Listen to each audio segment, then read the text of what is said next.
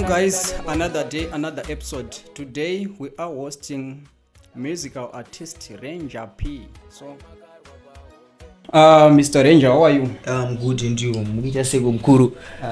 Tiri safe. Aiwa, bhuzi Tiri good. safe zvokudaro. Kuri sei kwamabva?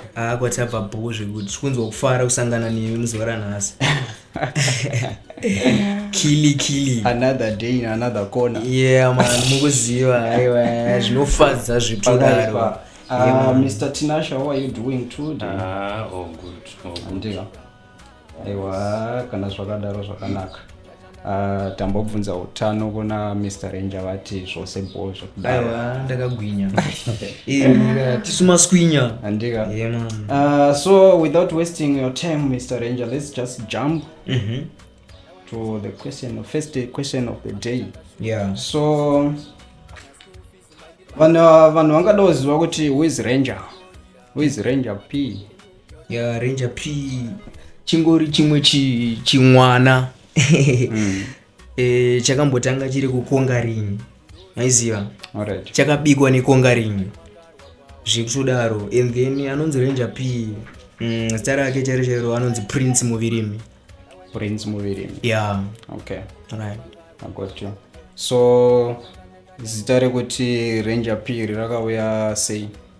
Zita rekuti Ranger iri rikuona zvakazongoitika. Ndiri munhu wekuti patengoti tichirwa mafreestyle takachikora netimu kumabhesu kuruona. Ndini wani munhu aitomhanyisa rurimi unge Ford Ranger. Uruona. So vanhu vakazongonakirwa kanzi awe munhu anofanira kunzi Ranger. Ndakasingatoride ndikati boys mukutonditi Ranger. Ndiri motereni. Saka ndakazongori appreciator. Maiziva. Saka ndatongori Ranger ndakuzvingozvitambira. Alright. Vanhu vanga vanakirwa nestyle. Vanga vanakirwa nerurimi. Hands uri muvimi.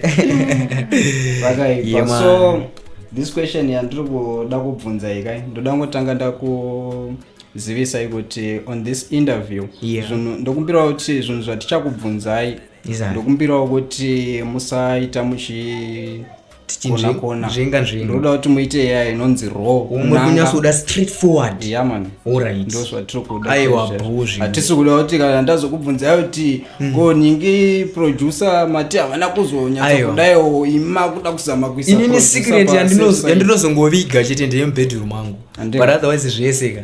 Kili. Yeah man. This question iri kuti when was Ranger P born and Ranger P vakazvarwa kupi vakakurira kupi? Right. Ranger P akazvarwa kuGlenora. Okay. And then ndokwaakatanga kugara ikoko. Anditika. Ndokwaakakurira. Ndikandikakurira. And then chibva Glenora. Mabereki wangu akazongomuvha ikoko. It's like ndakabva Glenora grade 1 to 5. And then chizobva ikoko ndichibva ndaenda kudomboshava. Chibva ndagara domboshava ndikangogara gore. Ndakangodzidza grade 6 ndichibva ndadzoka chitungisa. Ndichibva ndagara ku 2 years. Grade 6 yangu yangesati yapera and ndikaita kudomboshava ndichibva ndazo grade 6 grade 7 ndochitungisa. And then form 1 to form 4 zvakazongonoperera ku Dama Force ku phase 4. Yeah man. Chakazvarwa rini chiRanger? 1998. 19 September. Chakaenda. Yeah man. Uyo Pakaipa. Yeah, Mr. Ranger vanhu vangada kuziva kuti music career yenyu makaitanga like gore ripi chairo ramunozoti takatotanga gore kuti tizopinda mumusic. Alright. Yeah, zvemangoma izvi takabva nazvo kure. Hanzi muzive nzira ndiyofambiwa kwandikabva kure nemangoma ndikada kuvaverenga makore acho ka vanhu zvinogona kuvashamisa kuti kosei ndisiri kuenda mberi isu takatanga kudhara. Music ndakaitanga ndichitori kuchikoro. Zvakatangira tiri mumadhiski waiziva. Vafana vangu vachitorwa madhiski gudum ndichitorwa zvimafreestyle matristyle waiziva. And then akure. So music ndakaitanga ndiri grade 6. But ndanga ndisati hangu ndaona mukana wokunyatsoti ndinzi ndinorekoda kumastudio ona. Right. Munhu akatanga kundirekoda anonzi Bentley Mamonya. Zikali Entertainment ari kuEpworth. Maisiwa. Ndio kwandikatanga kunyazorecorda first track rangu rekutanga. That was your first song professional recording. Andingati ndio professional gozi. Basa rangu cherichero rakazotangira ndingati kuna Sude. Okay. Yeah. Tine machuna atikatoshandana na Sude ari kumashure. But anakuzonyaso buda zvakanaka. Unyeyo tunongo chiri underground, unongo uchiri pasi pemvura uone. Sati wamu vanhu. Yeah man. Okay. So maka inspire wanechi mimi kuti muti ngona inini ndauda utanga kutoita nezve music. What inspires you? Right, ngona inini ngona pane chatunoti chigunduru. Right, ngona munhu anzi SOULJAH LOVE yoyo. Ndiye munhu akaita kuti ndizoimba ngoma. Why ndoti SOULJAH LOVE? Ona ndainakirwa na Sauru. Ndesikateereka namasongo ake banda inakirwa nema freestyle ake. Ndo akaita kuti ndizongotanga kungu izvi ndozvidawo man. Ndikambozvitraya zvingaramberi. Andiri kuona. Sepa anambotana ndakazvangira chikuru. Afana ndipo akatanga kutorwa zvimadeski. Tichitongorwa zvima freestyle ndichitedzera Sauru. Saka munhu akandiita kuti ndizoimba ndi SOULJAH LOVE. Eziyo. Okay. Makuru wane. Yeah man. Maybe vanhu vangada kuzwa kuti music makatangira kope kuZimu here kana kuti kuno kuSA. Aiwa music yakatangirwa kuZimbabwe. Kuno kuti akatozongouyawo neprivate jet uona. Changa chitongorowa mangoma chitongorowa. Yeah. Yeah, pakaipa. Yes sir. Let's just take a quick break before tambopuwa ma freestyles na Mr.Ranger. Yeah man. Titorine ma freestyle prize zvima ningirikini futi style zvaverenga ma file saka ma one. Kili.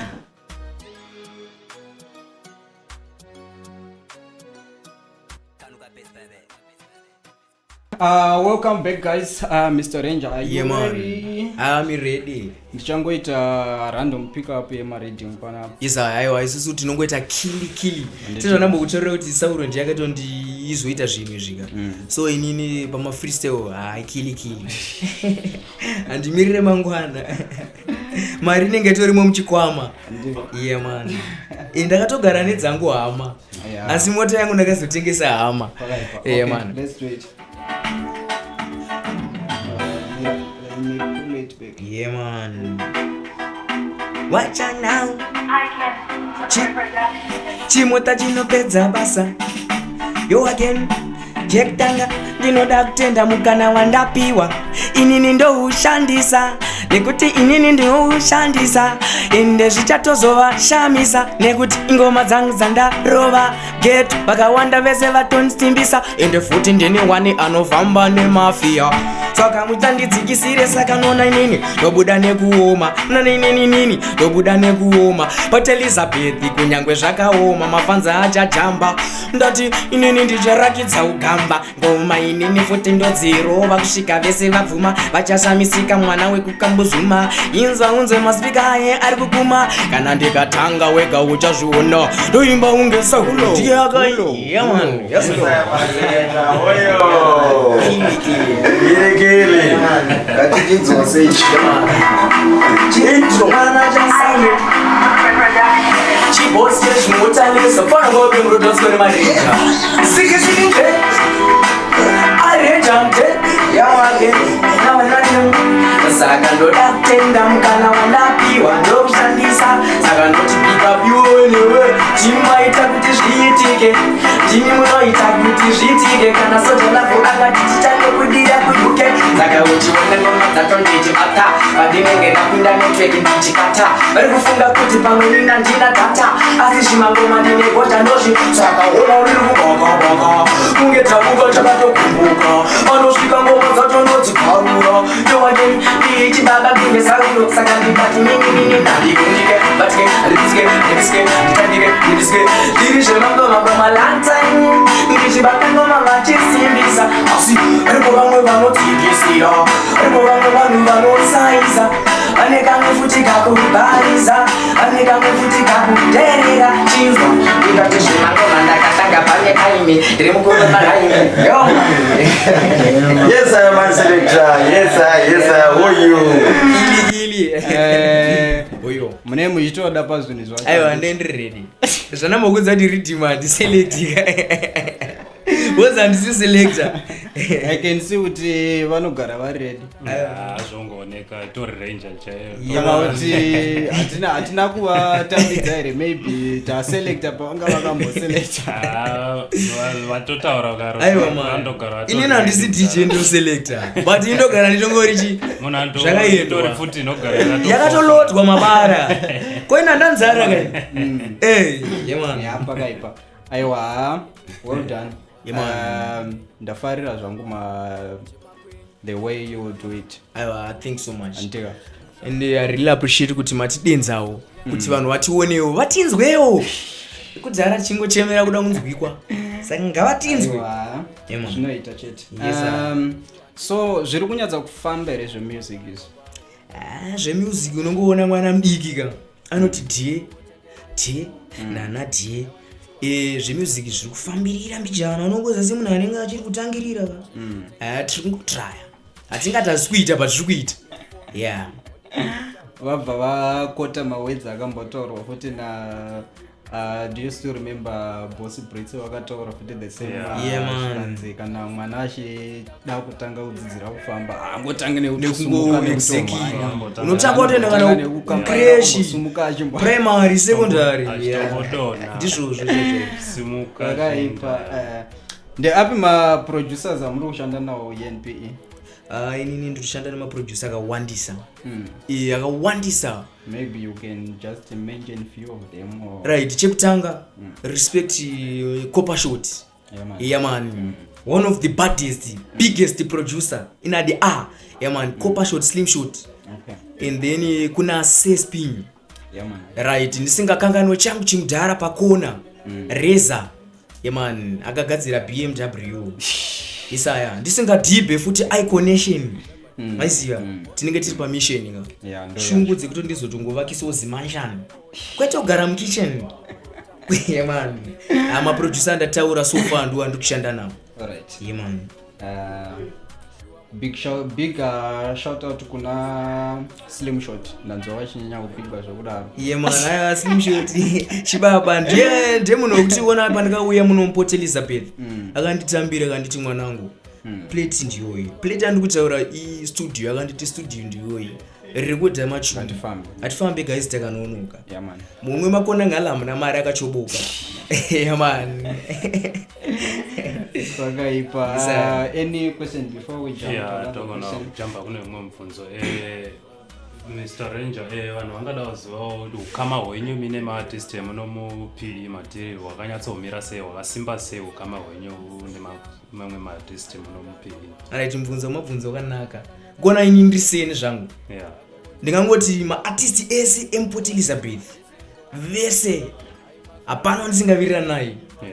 Hapana wandingati hanzi hapana kana zvese zvakarongeka. Ini ndinolinga nemunhu wese. Aisiva. And then ndaitogaya kuti kana zvitobvira ndigadzire album remacollab ndingangoti ndigadzire macollab chete nemaartist ari muno PE because vese ndoshanda nawo. Hapana usingashande naye. Ukama hwacho hwakatokurisa kutodarika wehama dzangu nemaartist ari muno muMport Elizabeth. Man. Man. Maybe let me top up. Oyo. I'm gonna talk because do you still remember Tina kubva the first day ratatanga kuunza maartist? He's the first one kutaura kuti he's in good books nemamwe maartist. Because aripo maartist atosiunza vamwe they're saying vari kusangana nemachallenges ekuti mamwe maartist havasi in good books because vari kuwanza pride.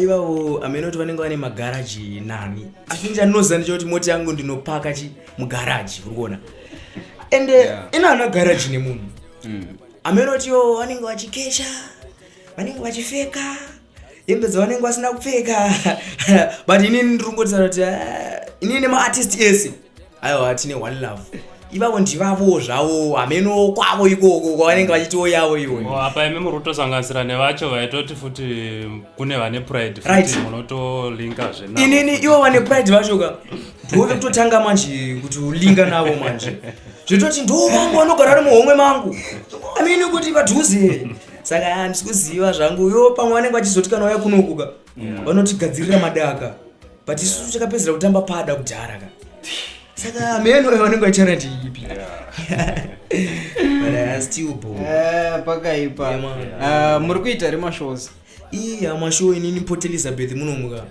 I think ndingangoti kuma artist mazhinji ari muno PE zvamai manje kana kuti kubva kudhara amashows ndirongorova ende ndinotongobhukwa rinenge zibhuku randotongonyora everyday kuti ndiri kubhukwa kwakadai show yese ndangodenzwa ndotonyora pasi ndikada tomaverenga mashows acho akawandisa zingaiti awandisa basa riri kurohwa muPE yamani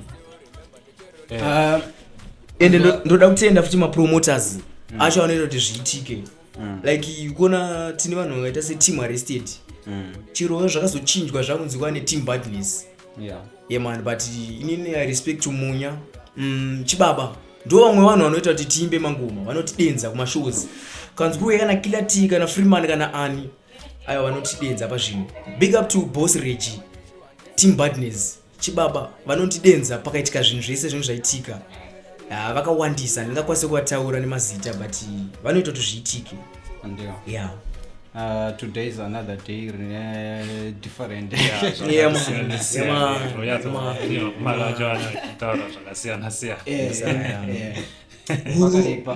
so mungati mimi ndeapi machallenges amuri kusangana nawo in this industry? machallenges aripo baba awandisa wamwe mashow tinorohwa ndika but tine machallenges chekutanga muno muPE matiri tikudzikisirwa munzwa unoziva kuti pane zvimwe zviri kutonyatsotoona kuti iwo pache zvako kugona unongotozvifila kuti mbonzo musikira tono wakasimba but vanhu vanenge vachikudzikisira because unenge uchiswera unavo ine tombokumbirawo kana kuna Sewik newacho akanipawo mota ka handisangane machallenges ekudzikisirwa because ndotonange nditoriwo ndiri small artist but ndiri big artist kunge kana ana sikalazi yavo but kana uchifamba netsoka zvinongoita kuti uitenge wakafanana neuyo ari kuyazokusapota iwe waziva ari kuyazobhatira mushow mako ukona right so ende zvimwe zvinhu futi zvatiri kusangana nazvo pamusic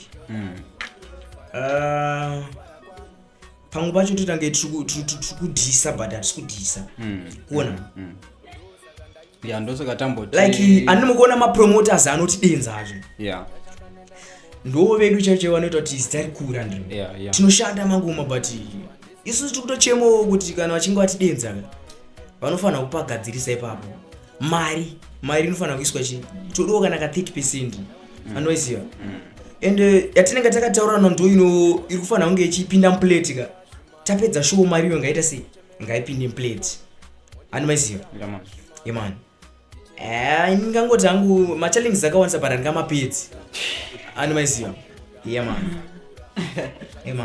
muri kutaura zve 30%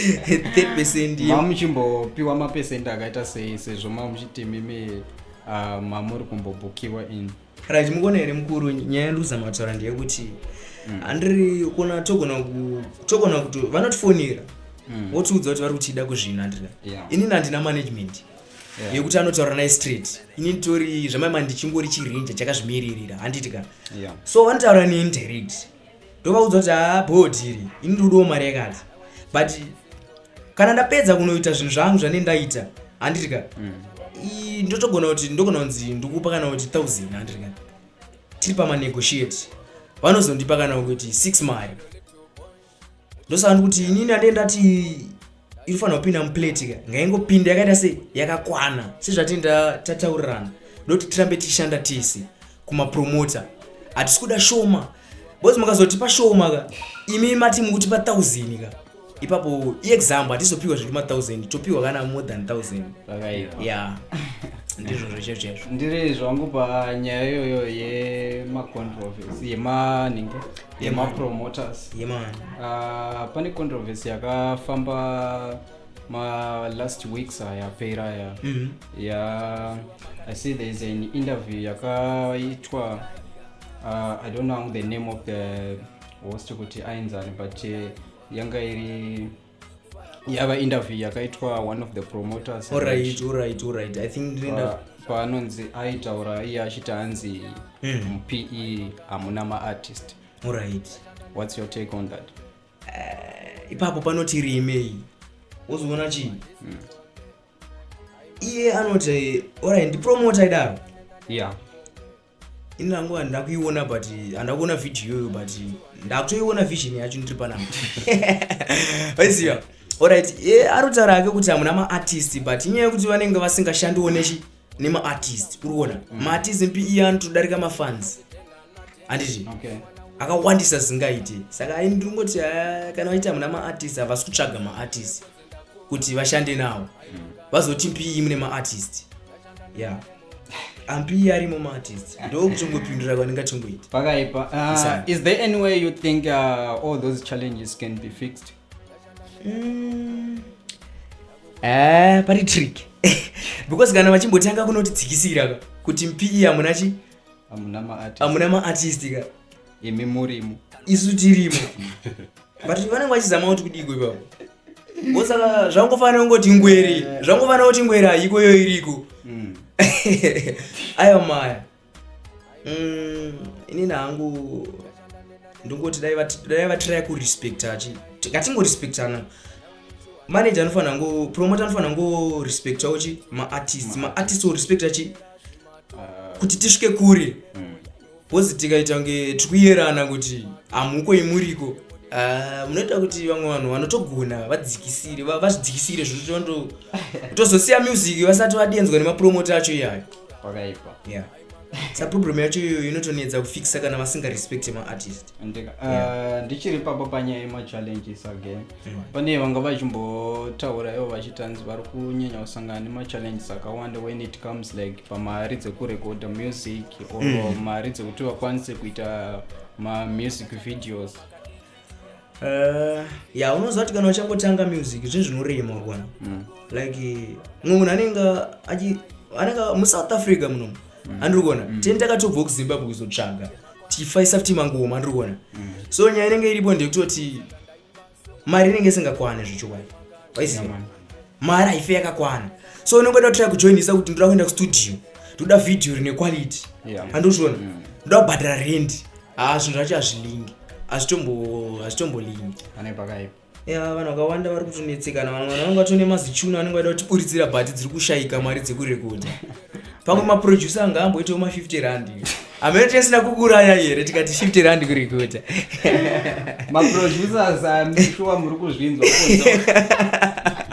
maproducer 50 pakufamba pakaipa. In short murungoti maproducers ngaanzwe like kana pakaita chichemo munongoti ngavambotambira zvichemo like in short ngavambotambira zvichemo ngavadzikise mari iyoyo but handizoti vanozvibvuma here zvozvo wenza hapari triki kuti munhu anenge akatenga studio yake urikuona ozotanga kuti 50 kurekodha nekuti iwewe hausi kuenda kubasa hausi kuona mari yakakwana maproducer ndiri kutamba 1000 pakufamba 1000 pakufamba one track asina ngaarekedze saka Mr. Ranger vanhu vangadawo zuva 2025 uno mangozva tiri mugore dzva vanhu vanadawo zuva mune zvitsva here zvamunazvo kana zviri kuuya kana kuti pane zvatova pakudhara kutoradza music videos nechichi. inini ndinogara ndakabaka sezvinoita stovhu inenge iri direct dzevakomana dzedziye isingamiriri kuti kwaoni waiziva yekutoti magetsi akatongouya kana mumba musina kana vanhu vangoisiya yakatongoplagwa inoona kungoputika unoona zvinonzi bokoseri kana kuti rakatsva kana ndimba yakatsva ini ndinazvo hobho zvandakatogadzira zvekutoti mafans angu vanofanira kutoziva kuti ndine mangoma more than million tisingaende kure tine chingoma chinyowani chiri kubuda nevidhio chinonzi zvine basa rei hanzi zvine basa rei zvekuti raimbova bhebhi rako zvino rabhebhi rake, zvine basa rei zvekuti aimbova mukadzi wako zvino amukadzi wake, zvine basa rei zvekuti Platinum Prince achaimba akuekta mapono, zvine basa rei zvekuti Dhadza ane mota inoti gudum gudum ikasvika parobhoti inodziva marobhoti. Yeah man, coming soon and then chikuya nevideo ichi. Yeah. It's not a diss but it's a dreaming song. Yeah man. I'm sure my supporters are-Ranger mulokuzvinzwa mafans are-Ranger mukomana ari kuti ane music iri kuya very soon.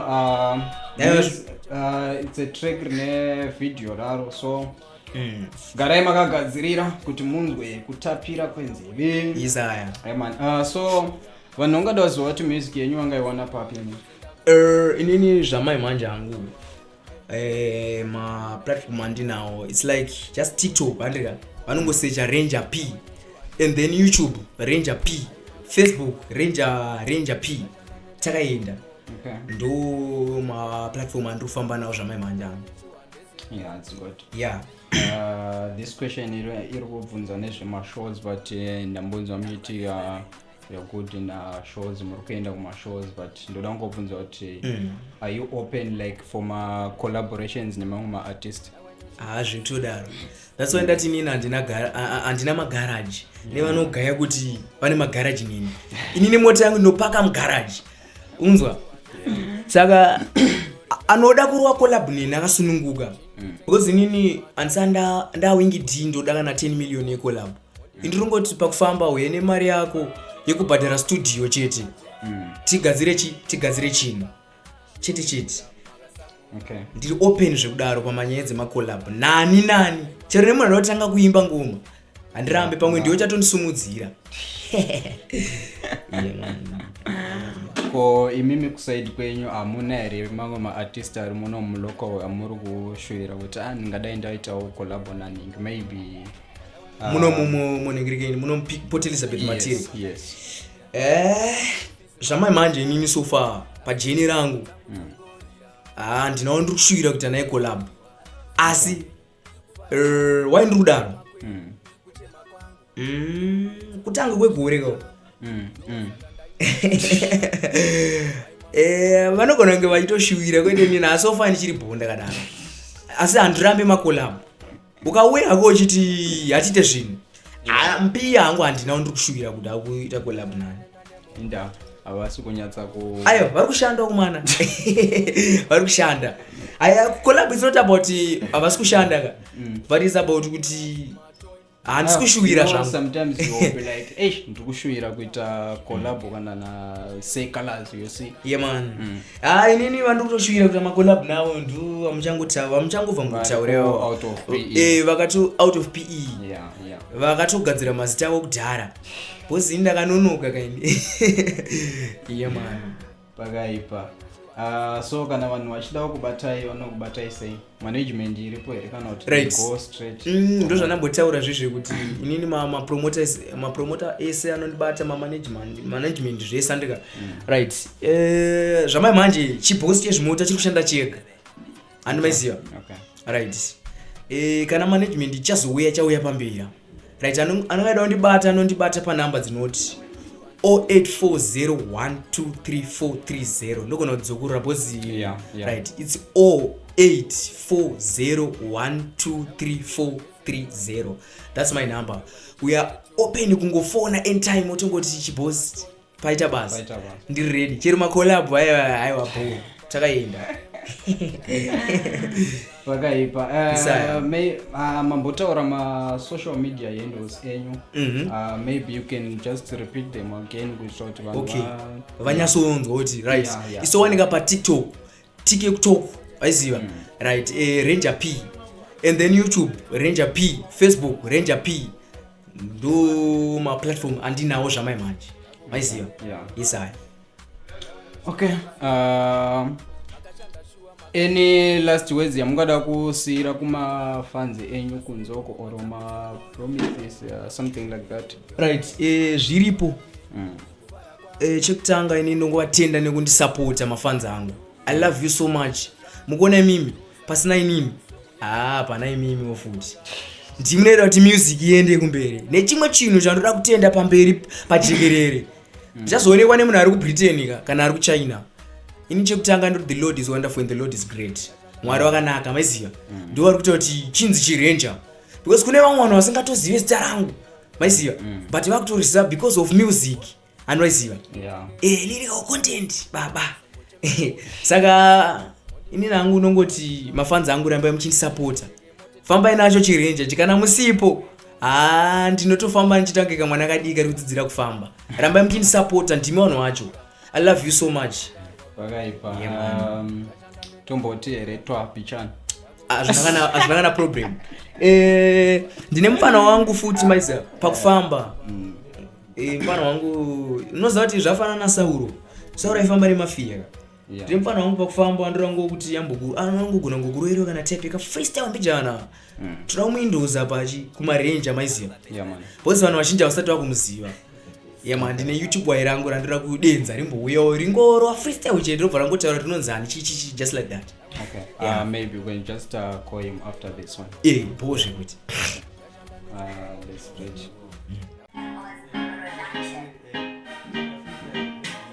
Watch out now. Siki nje. Hapana ngwabde mroto ansikone maRanger. Chauya chiRanger. Uona hapa mazvada kuita mani. Tinambotanga tamboimba cheugeto. Hanzi varume mahure kuvakadzi asasi mahure kose kuvachona chedu chihure isu tichiita navo chihure. Hanzi varume mahure kuvakadzi asasi mahure kose kuvachona chedu chihure isu tichiita navo chihure. Ende hure rinohura nehure saka tese titongori mahure kuita mwana sina baba chihure tadza kuredza mwana baba chihure kozi unenge wakaita chihure wotadza kuziva vana wako nechihure but unenge usinaita wega chihure unenge wakahura nevarume mahure. Hanzi varume mahure kuvakadzi asasi mahure kose kuvachona chedu chihure isu tichiita navo chihure. Hanzi varume right but uona mogona uchidropa futi because unaona tine dambo waisira kana type message kuti vazive kuti vasazongoti chimota chinopedza basa chauya chiRanger vanofamba vasina kana kusimira mtenja kamte tamboti chimbotsuranaka taparara nechirwere ichi todiniko nechirwere ichi taparara nechirwere ichi todiniko nechirwere ichi taparara nechirwere ichi todiniko nechirwere ichi taparara nechirwere ichi todiniko mazuva anokanozvarwa kane chirwere paunokaudza kuti I love you unenge usingazive kuti kane TB apa kanenge katori kamugulani. Mtenja kamte siki nje aRanger mte fana kwabde mroto asikone maRanger chinzwa unzwe mtenja kamte siki nje indo slogan yechiRanger maisiva pakufamba yamani.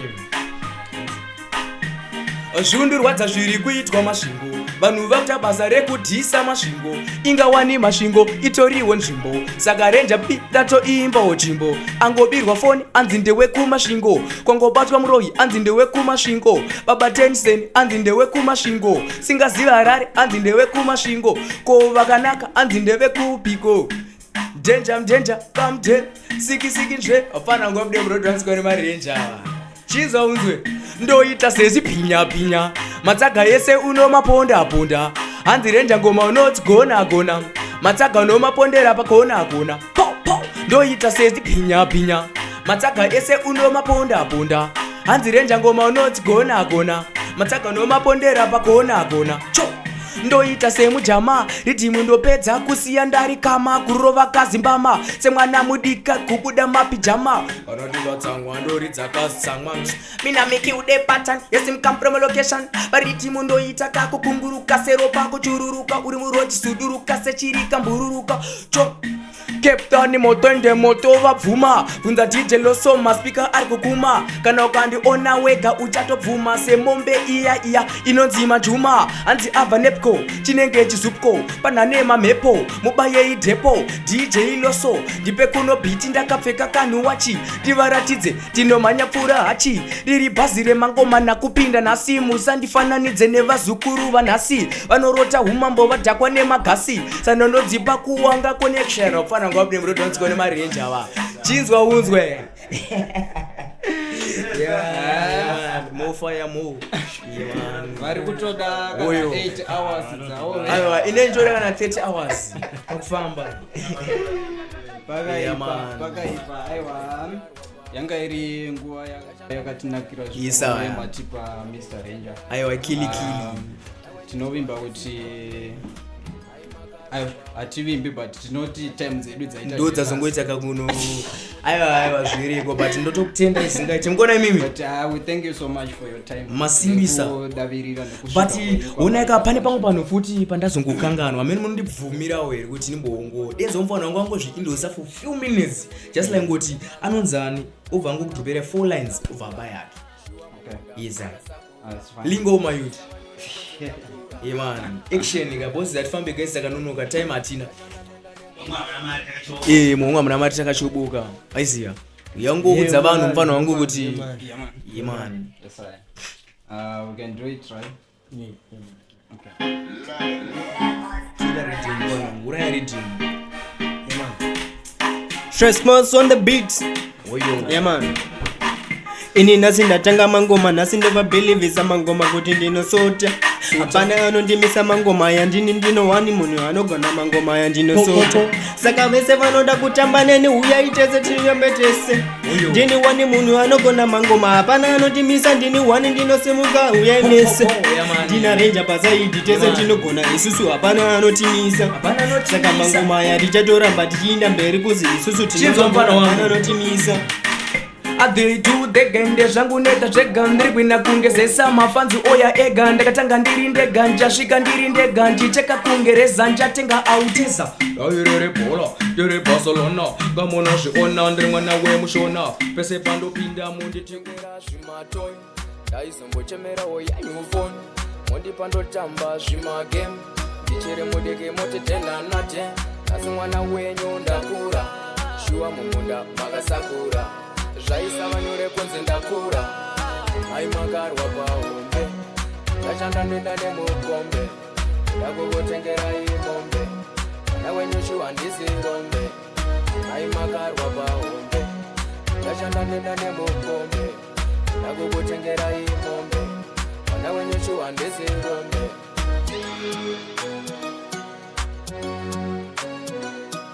Kanuka best baby